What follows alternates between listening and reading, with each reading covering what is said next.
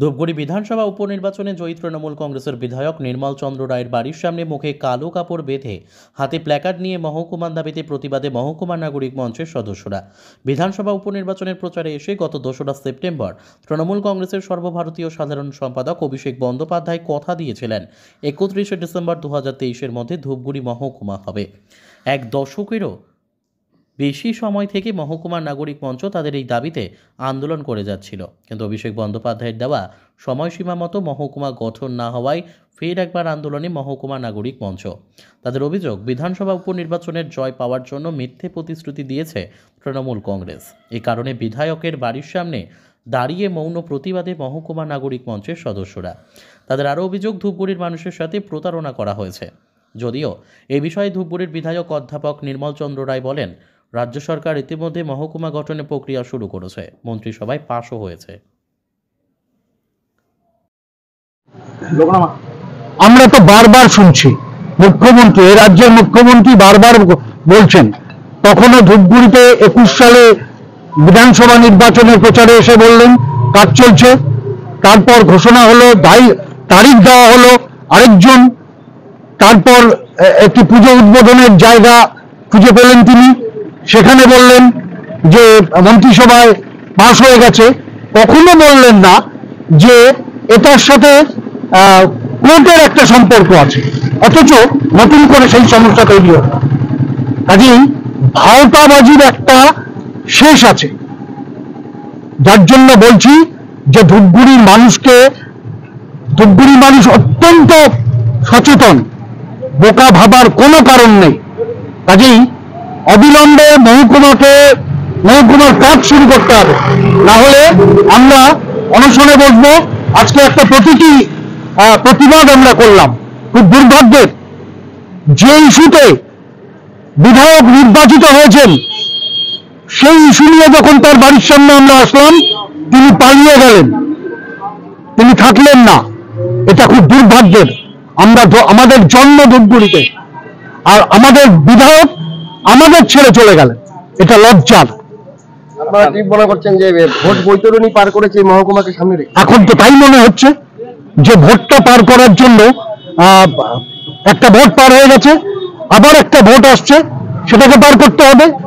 সুতরাং ডিলে করো, খেলো, শুধু খেলে যাও। লোকসভাকে সামনে রেখেও এই মহকুমাকে, তাই তো মনে হচ্ছে।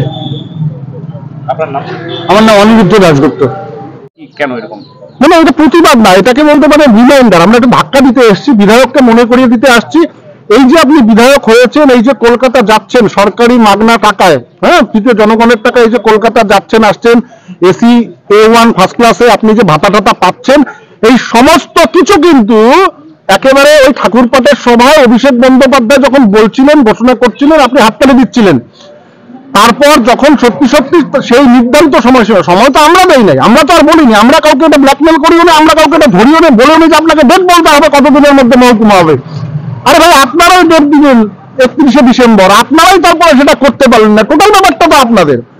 যে প্রসেস 14 এপ্রিল 2021 সালে মমতা বন্দ্যোপাধ্যায় বলেছিলেন ধূপগুড়িতে দাঁড়িয়ে শুরু হয়েছে, সেই প্রসেস 31শে ডিসেম্বর 2023-এ যদি শেষ না হয়, তাহলে বলতে হবে এই রাজ্যের প্রশাসন কত ঢিলেঢালা, তাদের কাজের গতি ঠিক কি। ফলে আমরা বলতে চাচ্ছি, হয়তো আমাদের মাননীয় বিধায়ক এবং আমাদের রাজ্য প্রশাসন, তারা হয়তো চাইছে ধূপগুড়ির মানুষ শেষ পর্যন্ত ধূপগুড়ি মহকুমার জন্য প্রাণ দিক, আমাদের প্রাণের বিনিময়ে হয়তো মহকুমা শেষ পর্যন্ত হবে। এবং আমরা এটা বলতে চাই, আজকে আমাদের যে আন্দোলনটা ছিল সেটা হচ্ছে ডেট যে শেষ হয়ে গেছে, তাই তো এটা হয়তো তাদের মনেও নেই যে আমরা 31 তারিখ বলেছিলাম সে ডেট শেষ, সেই ডেটটা যে শেষ হয়ে গেছে সেটা আজকে মনে করিয়ে দিলাম। এটা আন্দোলন না, আন্দোলনের পর হবে, এবং সেটা একেবারে আমাদের জীবন পরণ নিয়ে আন্দোলন হবে, যে হয় আমরা বাঁচবো, বেঁচে থাকবো মহকুমা নিয়ে, নয় মরবো, তারপর হয়তো মহকুমা হবে। হ্যাঁ, আমাদের পথ যদি সেটাই খোলা থাকে, আমাদের শেষ পর্যন্ত তাই করতে হবে। নোটিফিকেশন জারি না হওয়া পর্যন্ত আমাদের অনশনে বসতে হবে, রিলে অনশন করতে হবে, একের পর এক আমরা করবো। দরকার হলে যদি আমাদের প্রাণ দিয়ে, এটাই যদি ওনারা চান, বিধায়ক এবং রাজ্য সরকার যদি এই চায় যে এদের প্রাণের বিনিময়ে আমরা মহকুমা দেবো ধূপগুড়িতে, তাহলে আমাদের তাই দিতে হবে আর কি। এবং আপনার বাড়ির সামনে দিয়ে সেই প্রতিবাদ যাচ্ছে, কি বলবেন এই বিষয়ে? প্রথমত আমি বলি যে আমাদের যে সর্বভারতীয় সাধারণ সম্পাদক মাননীয় অভিষেক বন্দ্যোপাধ্যায়, উনি যে ঘোষণা করেছিলেন যে ধুপগুড়ি উপনির্বাচনে যদি আমরা জয়ী হই তাহলে আমরা ধুপগুড়িকে মহকুমা হিসেবে ঘোষণা করব। এবং কথা মতো উপনির্বাচনের রেজাল্টের পরেই দেখা গেল যে 3 দিনের মধ্যেই আমাদের যিনি প্রশাসনিক প্রধান রাজ্যের মুখ্যমন্ত্রী, তিনি ঘোষণা করে দিয়েছেন যে ধুপগুড়িকে মহকুমা হিসেবে।